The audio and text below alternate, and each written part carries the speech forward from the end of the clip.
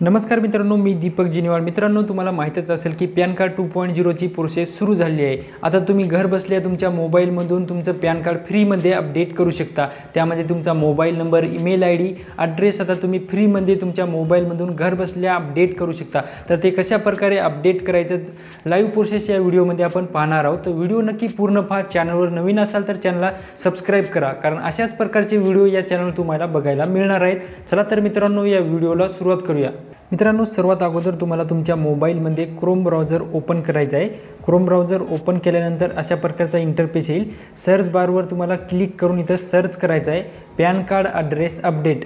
अशा प्रकारे इथे सर्च करा pan card address update. Search केल्यानंतर इथं पाहू शकता तुम्ही तुमच्यासमोर अशा प्रकारचा इंटरफेस येईल। पहिल्या नंबरला जी वेबसाईट आलेली आहे तुम्हाला इथे पाहू शकता, या वेबसाईटवर तुम्हाला क्लिक करायचं आहे। ॲड्रेस अपडेट दाखवत असेल, ॲड्रेस अपडेट फॅसिलिटी थ्रू आधार बेस्ड ई-KYC या ऑप्शनवर तुम्हाला क्लिक करायचं आहे। या वेबसाईटवर क्लिक केल्यानंतर अशा प्रकारचा इंटरफेस येईल तुमच्यासमोर। इथे पाहू शकता, खाली यायचं आहे तुम्हाला। इथं पाहू शकता तुम्ही काय दिलेलं आहे, this facility is free of cost. फ्रीमध्ये तुम्ही इथं तुमचा पॅन कार्ड अपडेट करू शकता। तुमचं पॅन कार्डमध्ये तुम्ही तुमचा mobile number, email ID, address update करू शकता, आणि ते पण फ्रीमध्ये। इथे पाहू शकता तुम्ही, this facility is free of cost, फ्रीमध्ये अपडेट करू शकता। तर खाली यायचं आहे तुम्हाला। खाली आल्यानंतर इथे पाहू शकता तुम्ही पॅन कार्ड, तुम्हाला पॅन कार्डचा इथे नंबर टाकायचा आहे। Pan card number, Aadhaar number इथे टाकायचा आहे। डेट ऑफ बर्थ टाकून तुम्हाला इथं कंटिन्यू करायचं आहे।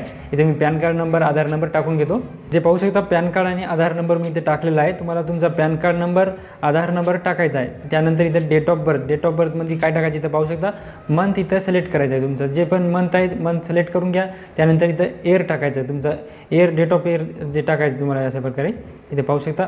डेट ऑफ बर्थ टाका। त्यानंतर इथं चेक्स बॉक्स दिसत असेल, यावर क्लिक करायचं आहे। यावर क्लिक केल्यानंतर खाली थोडंसं स्क्रॉल करायचं आहे तुम्हाला। स्क्रॉल केल्यानंतर इथे पाहू शकता कॅप्चा, तुम्हाला इथं I am not a robot या ऑप्शनवर तुम्हाला क्लिक करायचं आहे। यावर क्लिक केल्यानंतर अशा प्रकारे राईट होईल। त्यानंतर तुम्हाला इथं सबमिट या ऑप्शनवर क्लिक करायचं आहे। सबमिट ऑप्शनवर क्लिक केल्यानंतर इथे पाहू शकता one time password OTP should be send on your mobile number, register mobile number तुमच्या एक OTP सेंड केला जाईल। तर कंटिन्यू विथ ई-KYC या ऑप्शनवर तुम्हाला क्लिक करायचं आहे। या ऑप्शनवर क्लिक केल्यानंतर इथे पाहू शकता अशा प्रकारचा इंटरफेस येईल। तुमच्या मोबाईल नंबरवर एक OTP सेंड केला जाईल। ते OTP तुम्हाला इथे टाकून घ्यायचा आहे। इथे पाहू शकता मी OTP टाकलेला आहे। OTP टाकल्यानंतर तुम्हाला काय करायचं, सबमिट ऑप्शनवर क्लिक करायचं।